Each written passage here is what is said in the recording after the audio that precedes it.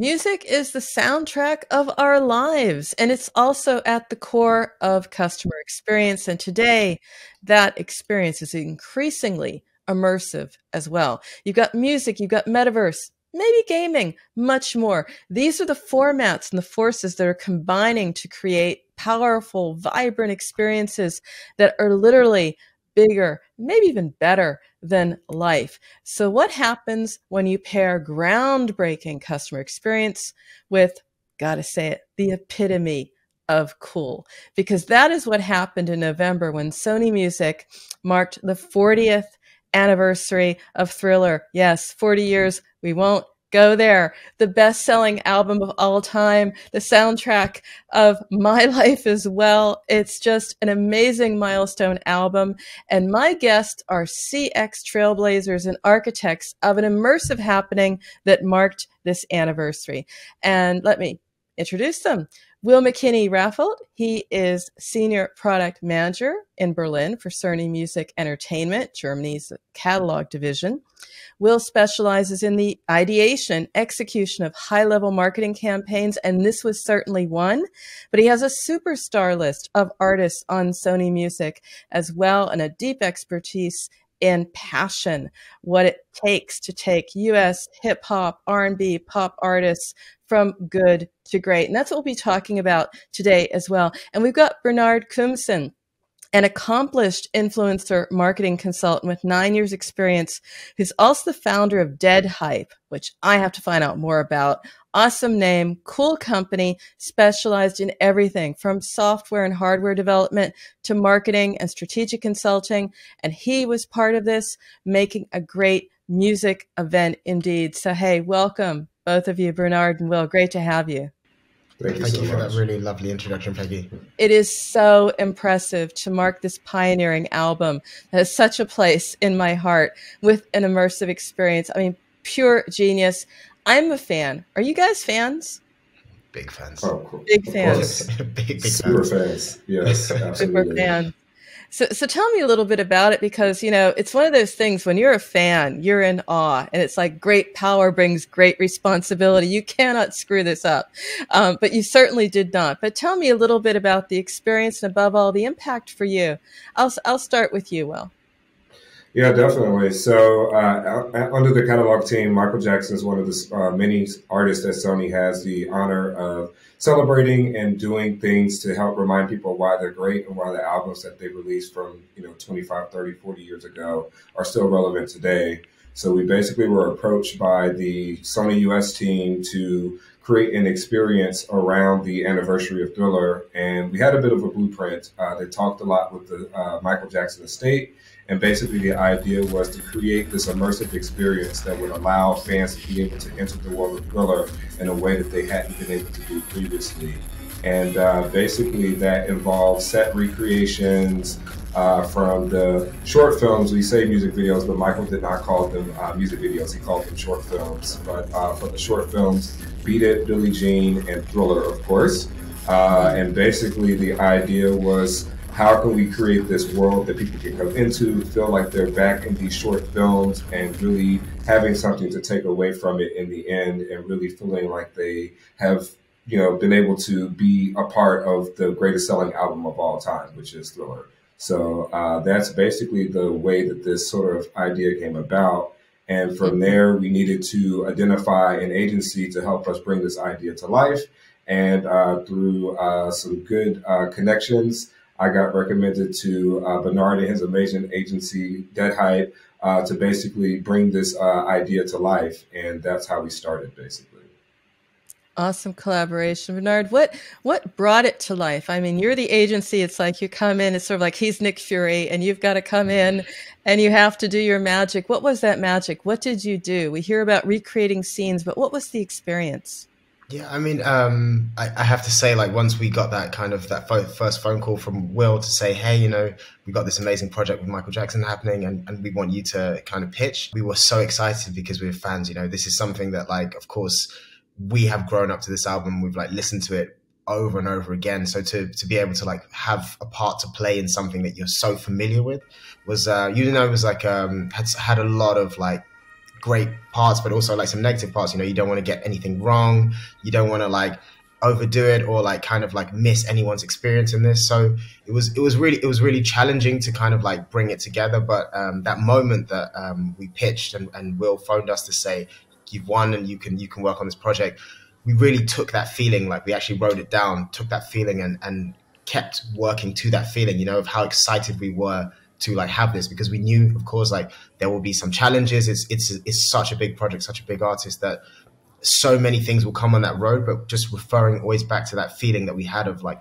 winning the project and being able to work on something that we love so much was like helped us just get through this and really like deliver the best we could. Well, let's talk about that experience. I mean, you recreated some scenes, Billie Jean, you know, the magic dancing, the lit floor, the whole thing. But it was also, of course, immersive, which means it's digital and physical.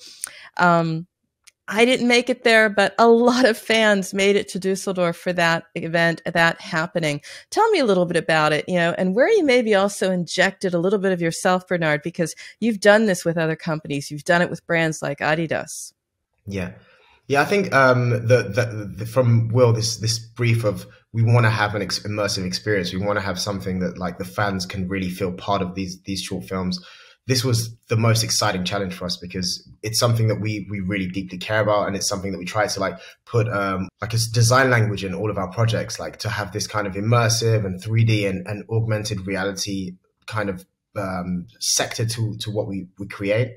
So when we had to work on this, we always thought about from room to room, how can we best translate this space or this part of the short film, and somebody can like not only just take an Instagram video of it, but really feel like they're really part of this, you know, that they are Michael in that moment. So that's why we brought a lot of these like models and actors to come in and just be like that like third layer on top to say, okay, there's a digital experience, there's like elements of the set, but there's also these actors to help you really feel like you're part of this world. That it's like trying to help you like kind of lose this feeling of what is reality and what is like actually happening in front of you. That's very cool. So you have sort of like people to bring you into the experience. Well, is that something that Sony Music has done before, or was this like the first time? I think it's been done on some level where we've had different activations that sort of bring out moments and bits and pieces from music videos and things like that. But this is something that I had never, you know, in my career have not seen before. He basically took like the street scene of Michael walking down the street in front of the clothing shop and photo shop and made a street basically for people to actually walk on and sort of look into the windows, and created a photo booth moment in order to get their photo taken. This is specific to Billie Jean. And then for Beat It, obviously, there are a lot of different moments in the video, but one of the moments that stood out for us is the cafe that's in the beginning where the gangsters that are in the video are kind of congregating in. So we wanted to recreate a cafe set, but we also wanted to sort of incorporate different elements of what it's like to be in a cafe in the 80s, which, you know, was also a pool hall. So we had a pool table and like arcade games that we sort of ideated, you know, can we bring that to life as well? And then naturally Thriller, there's a lot of different elements with the cinema and things like that, but also there's the graveyard scene and the undead performers that are in it. So just trying to figure out which bits and pieces we could take from this and incorporate it so that we can make it very interactive for people to walk through it, participate in it, and not just be sort of an observer from afar like we are with the music videos. Obviously, you watch the music videos and you see it for yourself. We wanted people to actually walk through these scenes and be in it themselves, and that's what sort of created the immersiveness of it. What about the geography of it? What was interesting for me is, okay, I'm based in Germany, so this is grand. I've got it in my backyard. You're in Berlin. Awesome. But you wouldn't normally expect it to happen in Berlin, well, rather in Dusseldorf, in Germany overall. What was the decision there? Yeah, so basically the estate wanted to do one experience. Well, they did an experience in New York, a similar experience to ours, but they wanted to identify one other city to do it. And because of my great relationship with the Sony US team, they called us saying, hey, do you think you guys can pull this off? And we said, absolutely. So in thinking through where we wanted to do it, because, Germany, obviously Berlin is the capital city, obvious choice where we would go for it. But we knew that the MTV European Music Awards were going to happen in Düsseldorf this year. And so knowing that there would be a lot of international press and media in Düsseldorf, that gave us an opportunity to expand it beyond Germany. Obviously, we would probably be able to get some journalists to come and check this out in general if it was in Berlin. But seeing that they were already situated in Düsseldorf, this gave a perfect opportunity to integrate into that moment and sort of bring that to life there. And certainly wasn't the easiest challenge or the easiest thing to do because, naturally, Düsseldorf is a great city, but it's not necessarily known for exhibitions of this type. So identifying a location and things like that would be fitting for something like this certainly was a huge task, but I have to give huge credit to deadHYPE and their amazing ability to do these things. They really found the perfect venue for us and really made it super special. And I think the people of Düsseldorf really appreciated it and were super shocked and surprised that something like this could actually happen there. And I think it made it all the more better. There was more engagement and excitement around the moment itself. Because in Berlin, obviously, a lot of different things come and go. Sometimes people are a little bit passive because they're used to these kind of things. But the fact that it was in Düsseldorf made it a little bit more special and really gave a sense of excitement that I don't think we could have captured anywhere else. Bernard, this is what you do. I have to personally, I've made a note now to find out more about deadHYPE because you've done this with a ton of brands.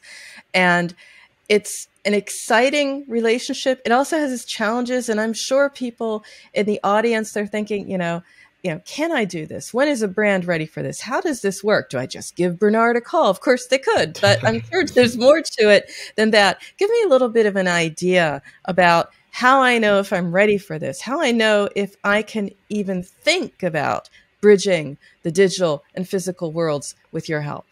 Yeah, I mean, the really excellent thing, and I must say with Sony and with Will, was specifically the briefing. So I think that the briefing, the objectives need to be really clear because at the end, what we recap and what we evaluate will be the objectives. So what we set out to do is what we're working to. So we had a really clear briefing of that we want to create this experience in Düsseldorf. We want it to be immersive. We have certain frames of the videos that we need to focus on, and this needs to live for the community. So it needs to live for the fans of Michael Jackson.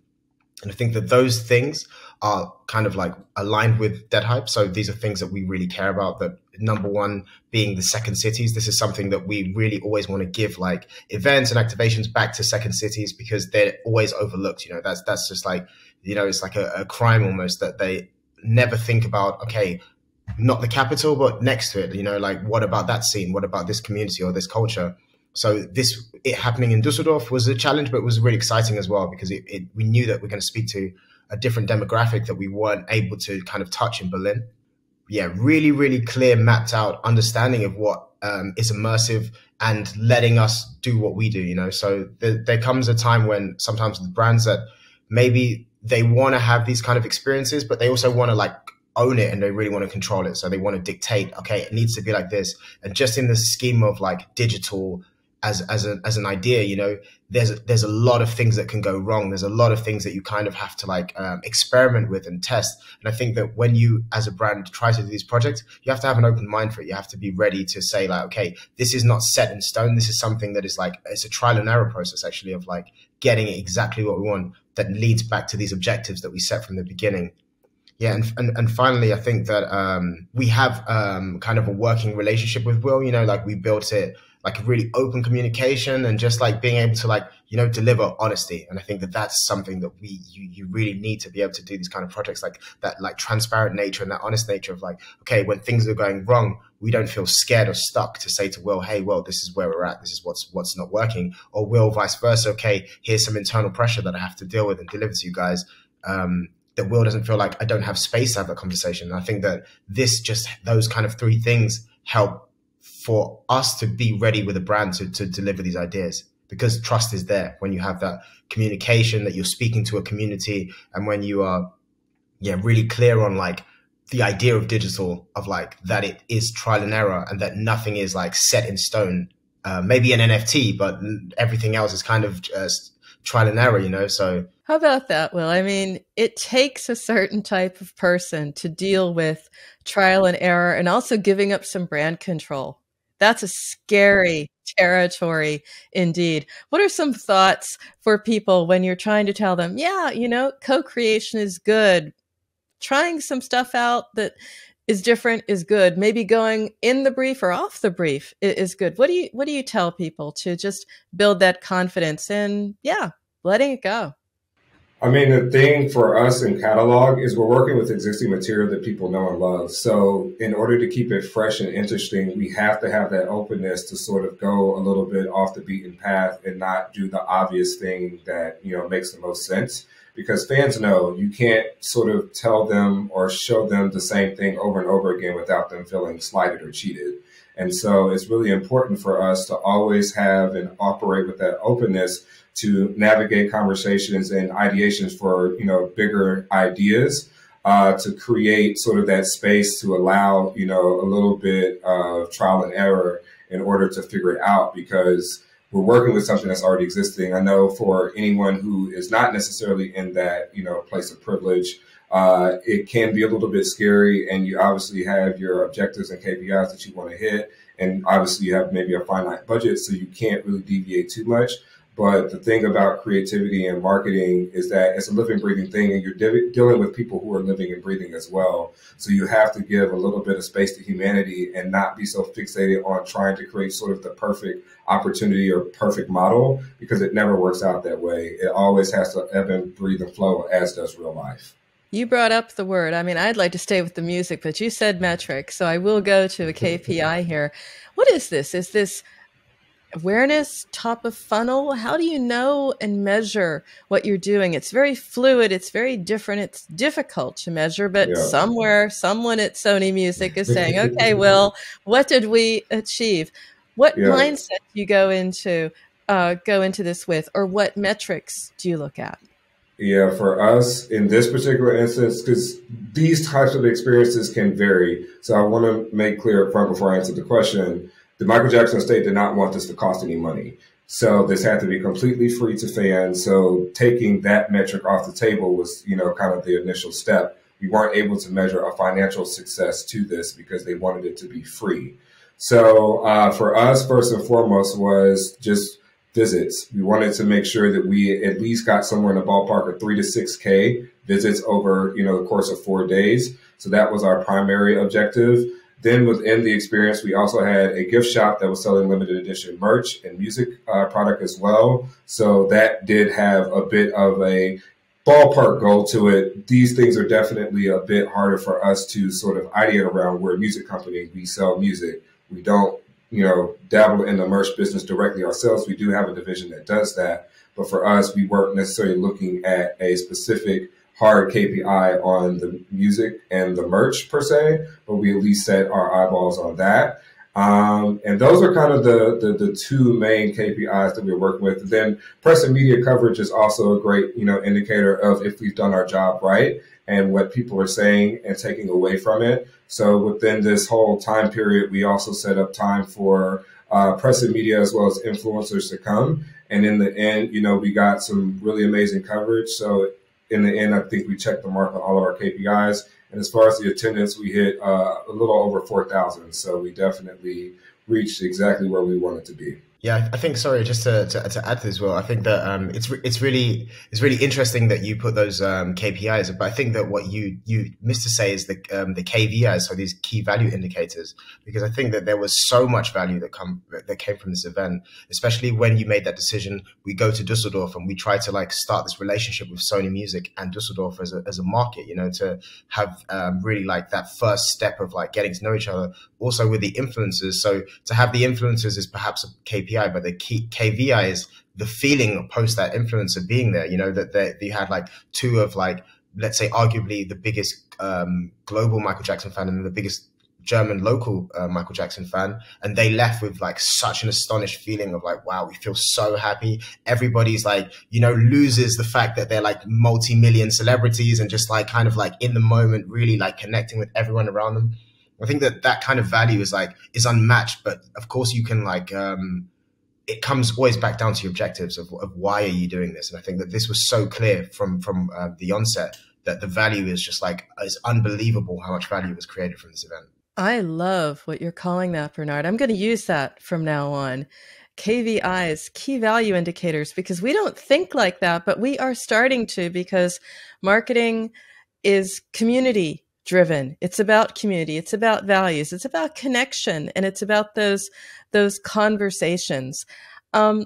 You're both at the intersection of this. I'd like to understand what you rely on, because you have to draw from something to bring together the worlds of art, music, tech, above all, because that's always going to be where the problems are always. Even in a video like this, it's always a tech issue. And you made Thriller 40 an immersive experience. Bernard, I'll continue with you. You know, you're there. This is what your agency does, and it's in your DNA. But how do you bridge those worlds? What strengths or mindset do you draw on? Yeah, I have to say that, again, there's this one kind of characteristic that comes to me that I think is so similar with Will that it makes it so easy to achieve this kind of project. And it's really this idea of translation. It's that, like, when you think about intersection, that there's like all these different parts that, like, let's say you may have like expertise or you may have some competency in different sections, but it's that ability to be able to like translate it and like let it speak from one space to another. So it's like corporate to community, or from music to fashion, or from tech to like business. I think that ability of translation and the ability, like it's that human level of just knowing how to like have a conversation with someone, just like understanding, you know, like when someone has a good day or a bad day, just like that human element, I think really aids the translation and really taking these business sectors and realizing, you know, regardless of what kind of sector it is, there is still human beings sitting on that other side of that conversation or that phone call. So just being able to like take not only like the things that the to-dos, but also like build a connection and a relationship with that person, and then be able to do the same on the other side of where you need to get this kind of achieved or done, I think is really is an amazing characteristic that I noticed that Will has this a lot. And this is something that we try to draw in all of our team, to say, you need to become better translators. You need to live in these intersections, but at the same time, you don't need to like let them define you, but you can also just understand like where the people are coming from so that it makes your work easy. So one, we have the immersive experience, but it's ongoing, right? You've got radio campaigns, books, online, TV, outdoor advertising. Help me understand not just what's needed to keep this content fresh and going, but there's also a level, Will, of sort of integrating it so that it's all sort of speaking as one Sony music campaign ongoing. What can you share about that? Yeah, I mean, consistency in messaging is important.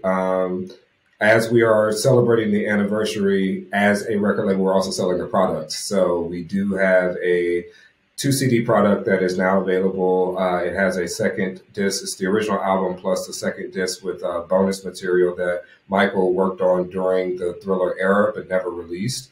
So there are demos and things like that. I think there's only one finished track, but amazing material. So we use a lot of these other, you know, avenues and areas like radio and TV and out of home and things like that to ensure consistency of brand marketing and things like that for the actual product itself. But to keep it fresh and interesting, we try to rely on different tentpole opportunities. So there's refresh content coming. The music, or excuse me, short films, because I have to remember to say that, are being upgraded to 4K quality. So those will be released over the next months. So that gives us a new opportunity to talk about what we've been talking about before, but get something, you know, fresh and interesting that people hadn't seen before. And then this is public knowledge now, so I can talk about it. The estate will be releasing an official Thriller documentary that will be coming out in the spring. So that will be another opportunity to revisit this as well. And the time frame works really well because historically, back in this time frame in the music industry, it wasn't so much that you released a single and an album all in one shot. The album Thriller came out in November 1982, but the music video for Thriller, or excuse me, short film, didn't come out until November 1983, a whole year later. So we're sort of extending the campaign over the different time frames that the different singles came out, and sort of will help extend it, and using those tentpole opportunities to keep it fresh and interesting. So it's a bit of a challenge. We don't always have these drivers in our back pocket for all of the projects we work on, but in these instances where we do, we take it and make the most of it. I have to close. I hate to do it, but Bernard, I'll ask you, because you're working, as I said, with other brands and you're doing other things. And I can imagine that this sort of sets maybe not a benchmark, but a standard where I can tell you're one of these types of people. You're going to say, that was good. Next time's better. Next time, push the envelope, keep pushing it. What's next for you? How are you going to go one better than this? Yeah, so I think that we have started already talking about doing our own festival. So I think that we really love this project in terms of like the different groups we got to work together with. And we wanted to actually, like, how can we translate that? Like, how can we take an event to the next space? We've been toying with this idea for like 5 years, but our next feeling was to do a festival. So to really bring these different disciplines together in one space and see how we can execute and pull that off. Awesome. I mean, that brings it full circle, right? Digital and physical. I want to end with you, Will, because there are companies out there, they don't have assets as cool as this, but they can do more with what they have and they can be more creative about it. What's a last word of advice to them to unlock these assets, to unlock the creativity? Because marketers can and should be looking at this. We've seen brands sponsor festivals. We see great assets out there. We see music, metaverse, gaming coming together. Last word from you, Will. How can they get the most out of it? You definitely just have to look at it from top to bottom and really figure out how you can translate it as best as possible to the audience. Remember, at the end of the day, you're talking to people. Yes, you're trying to sell a product or market a product, but you're talking to people at the end of the day. And humans have a different range of emotions, and there are so many different ways that you can sort of dive into it and tap into it. So you just look at your product from top to bottom and figure out what are different touch points and different emotional cues that you can sort of tap into, and think about ideas that help bring those emotions out, and really work towards creating as much innovation as possible through those ideas. Makes sense. So marketing is effective, emotive. We have our KPIs. We have our KVIs, which is even cooler. I want to thank you, Bernard, Will. Thanks so much for sharing and for sharing this experience. And yeah, let's look forward to the festival. And I'm going to watch for the documentary. Absolutely. Thank you very much, Peggy.